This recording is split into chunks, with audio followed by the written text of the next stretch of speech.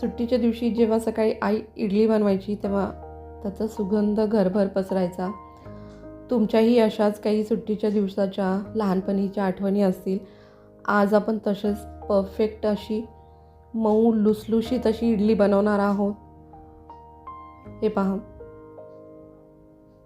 ही अगदी परफेक्ट बनते. तुम्हाला जर इडली कंटाळवाणी वाटत असेल, खूप वेळ लागतो, तर अगदी सोप्या पद्धतीने चला तर आपण इडली रव्यापासून इडली बनवणार आहोत.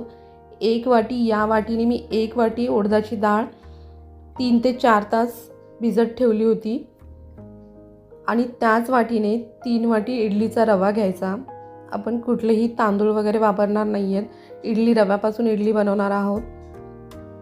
आणि 1 वाटी पोहे घ्यायचे. त्याच वाटीने आपण 1 वाटी पोहे घेतले. आता पोह्यालाही स्वच्छ धुवून घ्यायचे आणि इडलीच्या रव्यालाही 2 ते 3 पाण्याने स्वच्छ धुवून घ्या. पोहेही धुवून घ्या आणि थोडा वेळ भिजत ठेवा.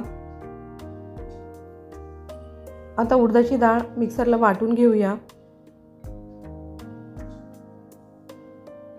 त्याला खूप जास्त पाणी नका टाकू, कमी पाण्यामध्ये शक्यतो मिक्सरला वाटून घ्या. आता शेवटच्या घाण्यामध्ये आपण पोहे टाकून घेऊया. 1 वाटीभर पोहे घेतले. आता हेही वाटून घ्यायचे. इडलीच्या रव्याची इडली अगदी स्पॉन्ज सारखी मऊ लुसलुशीत होते, सॉफ्ट. आता या रव्यामधलंही पाणी पूर्ण आटलंय.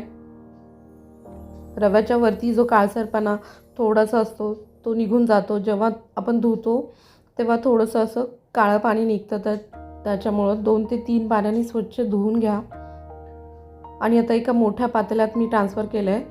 त्याला छान फेटून घ्या. याला कमीत कमी 1 मिनिटभर छान एकसारखं फेटून घ्या, म्हणजे इडली अगदी छान स्पॉन्जी बनते. आता हे पहा, मी बोटाने दाखवते आहे तुम्हाला. एवढं खाली आहे पीठ.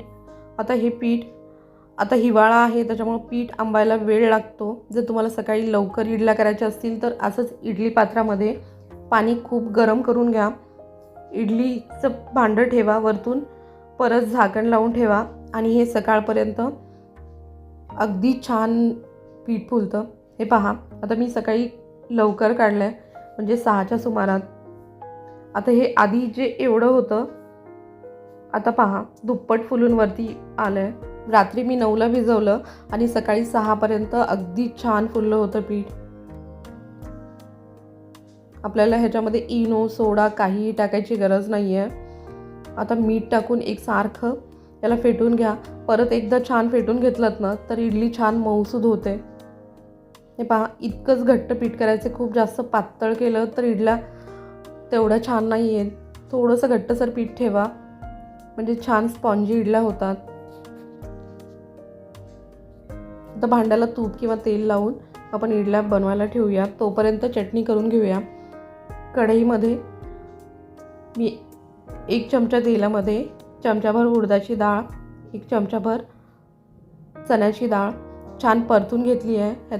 याच्याचमध्ये आता आपण हिरवी मिरची घालू किंवा लाल मिरची घाला, तुम्हाला तुमच्या आवडीनुसार.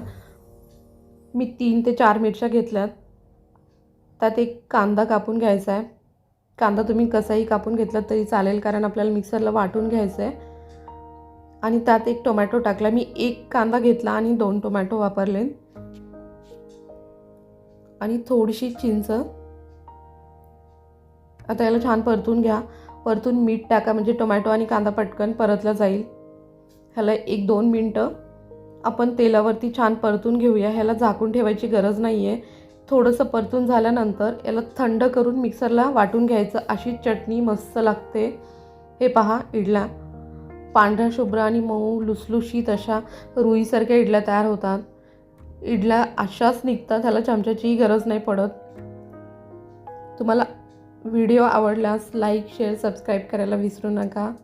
मस्त अशी चटणी तयार झाली आहे. थँक्यू.